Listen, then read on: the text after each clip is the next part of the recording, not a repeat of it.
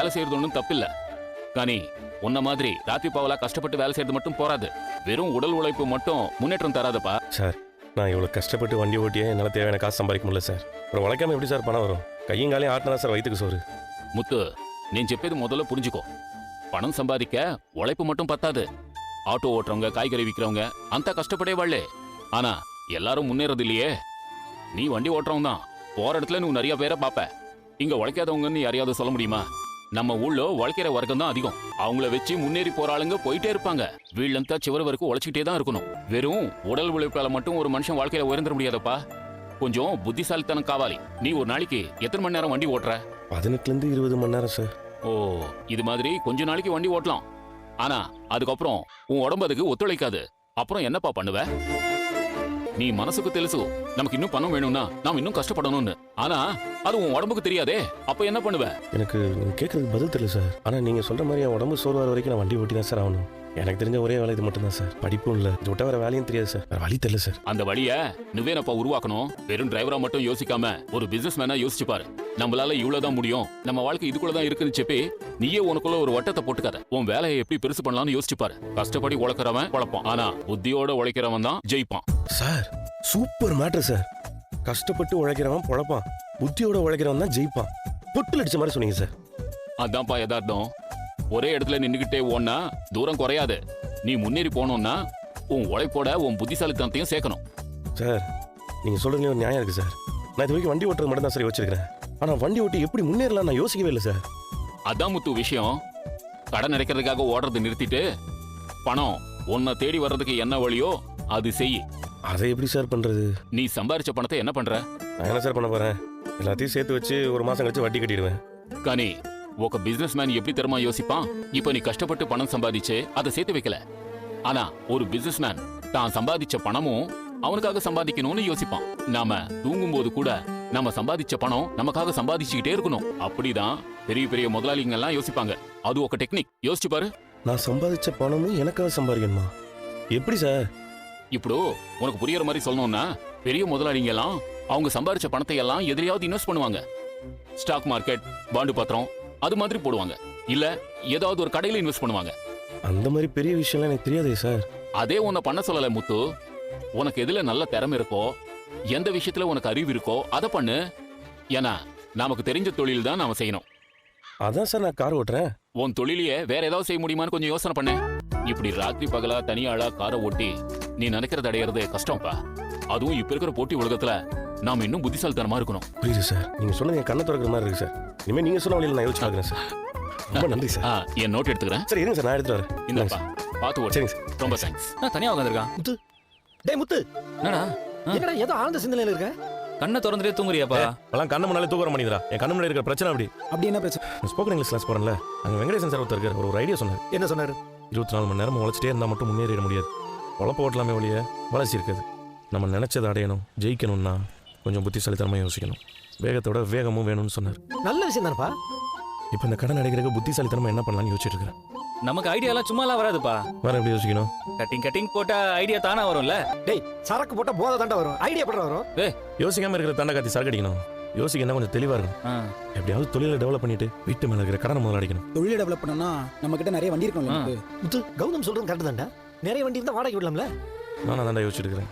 நம்ம பழைய owner Thandaraj sir இருக்கார்ல, ஞாபகம் இருக்கா? தெரியுமே, பழைய டிராவல்ஸ் கம்பெனி வச்சிருந்தாரு. நான் முதல்ல அவர்கிட்ட தாண்டா வேலைக்கு சேர்ந்தேன். வண்டி துடைக்கிற வேலையில தான் ஆரம்பிச்சேன். அப்படியே கொஞ்சம் கொஞ்சமாக கத்திரி கார் ஓட்ட ஆரம்பிச்சேன். இப்போ அவரை போய் பார்க்கலான்னு இருக்கேன். ஆனா நான் கடைசியா கேள்விப்பட்டப்ப அவர் டிராவல்ஸ் தொழில விட்டுட்டாருன்னு சொன்னாங்க. பெருசா எதுவும் பண்ணலையாமே. ஒரு 2 வருஷத்துக்கு முன்னாடி பார்க்கும்போது ஆள் முன்ன மாதிரி இல்ல. இப்ப நீ அவரை போய் பார்க்கறதுனால உனக்கு என்ன லாபம் இருக்கு? அப்படி என்ன கூட சொல்லுவோம். அவர் ரொம்ப அனுபவசாலி. கண்டிப்பா ஏதாவது நமக்கு வழி சொல்லுவார். இப்போ டிராவல்ஸ் வச்சிருக்க யார்ட்டையாவது போனா வண்டியை வாடகைக்கான ஓட்ட கொடுப்பான். இப்போ நம்மளை நம்புற ஒரு ஆளை தான் போய் பார்க்கணும். அது சரிடா. ஆனா நான் பார்க்கும்போதே அவர்கிட்ட இருக்கிற வண்டி எல்லாம் ரொம்ப பழசா இருந்துச்சு. மெயின்டைன் பண்ணாம வண்டி எல்லாம் அப்படியே போட்டு வச்சிருந்தாரு. அந்த வண்டி வச்சு இப்ப என்ன செய்ய முடியும்? ஏய், முதல்ல நான் போய் அவர்கிட்ட பேசுறேன். அப்புறமா என்ன பண்றதுன்னு பார்க்கும்.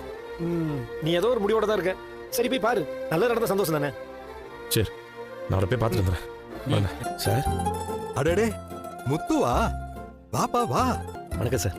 உன்னை பார்த்து எவ்வளவு வருஷம் ஆச்சுப்பா? எப்படி பாருங்க? நான் நல்லா இருக்கேன் சார். நீங்க எப்படி சார்? நல்லா இருக்கேன்ப்பா. உட்காரு. இல்ல பரவாயில்ல, இருக்கட்டும் சார். ஆட உட்காருப்பா. நான் உன் முதலாளி இல்ல. உட்காரு உட்காரு.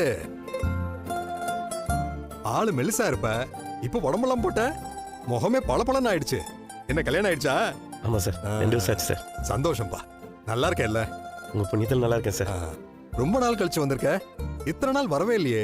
பழைய முதலாளின்னு ஒதுக்கி வச்சிட்டியா? சார் அப்படிலாம் இல்லை சார், வேலைன்னு கொஞ்சம் ஓடிட்டே இருந்துட்டேன் சார். ஆனால் உங்களை நான் எப்பவுமே மறக்க மாட்டேன் சார்.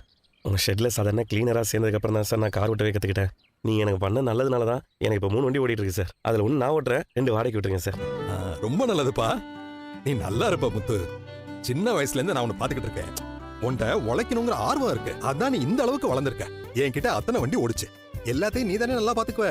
இப்போ உன்னை இப்படி பார்க்கும்போது எனக்கு ரொம்ப சந்தோஷமா இருக்கு. ரொம்ப நன்றி சார், எல்லாம் உங்கள் ஆசீர்வாதம் தான் சார். நானும் நிற்காம உழைக்கிறேன் சார். ஆனால் என்ன உழைப்புக்கேற்ற பலன் தான் சார் கிடைக்க மாட்டேங்குது. டியூ அடைக்கிறதுக்கே எல்லாம் சரியா போயிடுது. வாஸ்தவம் தான். என்னதான் உழைச்சாலும் உன் கையில லாபம் நிக்கிறது பெரிய விஷயம்தான். சார் எனக்கு தெரிஞ்ச பெரியவர் ஒருத்தர் ஒன்று சொன்னார் சார். உழைப்பு மட்டும் போதாது முத்து, வேகத்தோட வேகமாக இருக்கணும், புத்தியோட செயல் பண்ணணும்னு சொன்னார். எனக்கு தெரிஞ்ச மனுஷங்கள உங்களோட புத்தியால முன்னேறினால் யாரையும் தெரியாது சார். அதெல்லாம் ஒரு காலம்பா. இப்ப ஃபுல்லா வீட்டுல தான் இருக்கேன். இருந்தாலும் நீங்கள் அத்தனை கார் வச்சு பெருசாக ட்ராவல்ஸ் நடத்தினவர். எனக்கு ஒரு தேவை வந்திருக்குது, அதனால தான் உங்ககிட்ட ஒரு யோசனை கேட்கலான்னு வந்தேன். எனக்கும் வயசாயிடுச்சு முத்து. இப்ப இருக்கிற போட்டிக்கு நடுவுல என்னால சமாளிக்கவே முடியல. என் பசங்க வேற வீட்லயே உட்காருன்னு சொல்லிட்டாங்க. ஆனா ஒண்ணு, பிசினஸ் யுக்திங்கிறது எப்பவும் ஒண்ணுதான். சரி, நீ மனசுல என்ன ஐடியா வச்சிருக்க சொல்லு. சார் நமக்கு பெரிய முதலீடுலாம் இல்லை, ஆனால் உழைக்கிறதுக்கு நான் ரெடியாக இருக்கேன். உங்களை மாதிரி பெரிய பிஸ்னஸ் நடத்தணும்லாம் ஒன்றும் எனக்கு ஆசை இல்லை. ஆனால் இப்போ என் குடும்பம் கொஞ்சம் கஷ்டத்தில் இருக்குது சார். அதுலேருந்து நாங்கள் மீண்டு வரணும்னா ஒரு 4 வண்டியை வச்சு ட்ராவல்ஸ் நடத்தணும்னு ஆசைப்பட்றேன். அதுக்கு தான் உங்கள்கிட்ட ஒரு யோசனை கேட்கலான்னு வந்தேன். நீ இந்த காலத்து பையன்பா, உனக்கு தெரியாதா? சார் எனக்கு எதுவுமே பிடிப்படலை சார், அதனால தான் உங்களை தேடி வந்தேன். நீங்கள் தான் எனக்கு வேலை சொல்லிக் கொடுத்த குரு. உங்கள் அனுபவத்தை நீங்கள் எனக்கு எது சொல்லிக் கொடுத்தா கரெக்டாக தான் இருக்கும் சார். சரி, என் கூட வா. முத்து, ஷெட்டு மூடியே இருக்கக்கூடாதுங்கிறதுக்காக தான் ஒருத்தன் வாடகை கேட்டான். நானும் கொடுத்துருக்கேன். நடுவுல விக்கலான்னு பார்த்தேன், யாரும் வாங்க வரல. மத்தவங்களை பொறுத்த வரைக்கும் இது கார் இல்ல, வெறும் இரும்பு சாமான். இதெல்லாம் நமக்கு சோறு போட்டதாச்சேன்னு ஸ்கிராப்புக்கு போடாம அப்படியே வச்சிருக்கேன். விற்க மனசு வரல. சார் நீங்கள் சுறுசுறுப்பாக இருந்த காலத்தில் ஓட வண்டியெல்லாம் ஓட வச்சிருக்கீங்க சார். இப்போ நீங்கள் அமைதியாயிட்டீங்க, காரும் அமைதியாக இருக்கு. இந்த கார்லாம் அப்படி நின்றக்கூடாது சார். நான் இந்த காரில் திரும்ப ஓட வைக்கிறேன் சார். என்ன முத்து சொல்ற? இதெல்லாம் 5 வருஷமா ஆணி அடிச்ச மாதிரி இங்கேயே நிக்கிறது. இன்ஜின்லாம் என்ன கண்டிஷன்ல இருக்குன்னே தெரியல. இதெல்லாம் ஓட வைக்கிறது கஷ்டம். நான் இந்த காரில் ஓட வைக்கிறேன் சார். முத்து, நீ கார் வச்சு ஓட்டிக்கிட்டு இருக்க டிரைவர் தான், மெக்கானிக் இல்ல. இதை எப்படி ஓட வைப்ப நீ? இதை ரெடி பண்ண போனா செலவு தான்ப்பா அதிகமாகும். இதுல எதுவுமே லாபம் வராது. சார் நான் மெக்கானிக்கில் தான் சார், ஆனால் பல வருஷமா நான் கார் ஓட்டிட்டு இருக்கேன் சார். காரை பற்றி அக்கு வேற ஆணி வேற எல்லாமே எனக்கு தெரியும் சார். உங்கள் ட்ராவல்ஸில் வேலை செய்யும் போதே மெக்கானிக் வேலை பார்க்குறவங்கள்ட்ட ஹெல்ப்பராகவும் நான் வேலை செஞ்சிருக்கேன் சார். நான் வெறும் டிரைவர் மட்டும் இல்லை சார், ஒரு வண்டியோட மூச்சு காத்து எதில் இருக்குன்னு எனக்கு நல்லா தெரியும் சார். முத்து, நீ திறமசாலி தான், அதுல எனக்கு எந்த சந்தேகமும் இல்ல. ஆனா இந்த வண்டிகளை வச்சுக்கிட்டு நீ என்ன பண்ணுவ? இந்த 5 வண்டியை நீங்கள் என்கிட்ட கொடுத்தீங்கன்னா நான் எல்லாத்தையும் சரி பண்ணி ஓடுற மாதிரி பண்ணுறேன் சார். அதை ஆளை வச்சு ஓட்ட வைக்கிறேன் சார். வர்ற வருமானத்தில் உங்களுக்கான பங்கையும் நான் கொடுத்துறேன் சார். எனக்கு இந்த ஒரு உதவி மட்டும் பண்ணுங்க சார். உன்னால முடியும்னு நம்புறியா? நிச்சயமாக முடியும் சார், அதில் எனக்கு சந்தேகமே இல்லை. சரி முத்து, நீ இவ்வளவு நம்பிக்கையா சொல்லும் போது நான் ஏன் தடுக்கணும்? இந்த வண்டி எல்லாம் உன் கைக்கு வந்து சேரணும்னு இருக்கும் போல. அதான் இன்னும் என்கிட்ட இருக்கு. எனக்கு உன் மேல நம்பிக்கை இருக்குப்பா. நீ தாராளமா எடுத்துக்கோ. All the best. ஓகே.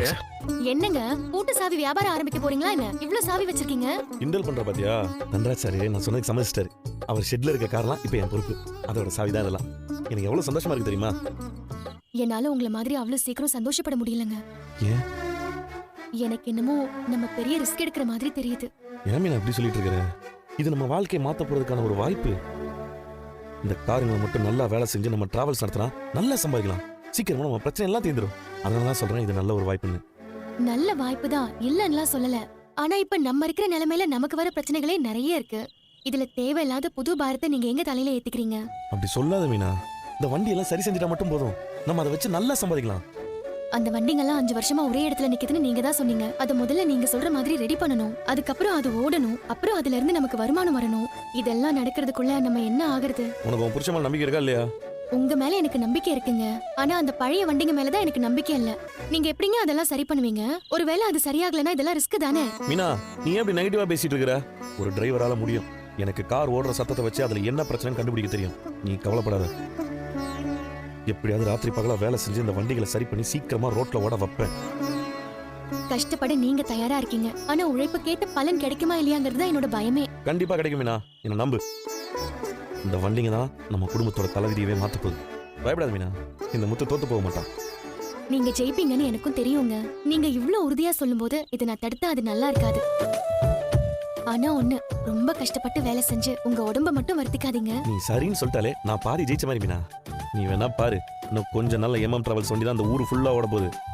சாவி எப்படி முதல்ல இப்ப திருப்பி என்கிட்ட கொடு. இப்ப எதுக்கு என் கையில கொடுத்தீங்க அப்புறம் திரும்ப வாங்குனீங்க? உன் கைப்பட்டாலே போதும் மீனா, எல்லாமே நல்லதாவே நடக்கும். உன் கை ராசி அப்படி. இனிமே பாரு, இந்த வண்டிங்களும் மாறப்போகுது, நம்ம வாழ்க்கையும் மாறப்போகுது. அக்கா கார் வந்துட்டா. சாரி, ஒரு ரெஜிஸ்ட்ரேஷன் இருக்கு, அங்க போகணும். அதை உங்களை ஆஃபீஸ்க்கு வர வைக்க முடியல. வழியிலே பார்த்துலாம் நினைச்சேன். அது பரவாயில்ல, எனக்கு என் வேலை ஒழுங்கா நடக்கணும். மனோஜும் அவங்க அம்மாவும் சைன் போட்டு கடன் வாங்கின டாக்குமெண்ட், வீட்டு பத்திரம் ஆல்ரெடி உங்ககிட்ட தான் இருக்கு. இதுவும் வேணா நீங்களே வச்சுக்கோங்க. இல்ல இதெல்லாம் உங்ககிட்டயே இருக்கட்டும். எனக்கு உங்க மேல நம்பிக்கை இருக்கு. ஆனா அந்த வீட்டை ஏலம் விடுறதுல எந்த பிரச்சனையும் வந்துடக்கூடாது. அதை ஞாபகம் வச்சுக்கோங்க. அதுல எந்த பிரச்சனையும் வராது. நம்ம அவங்களுக்கு கொடுத்த கேடு ஆல்ரெடி முடிய போகுது.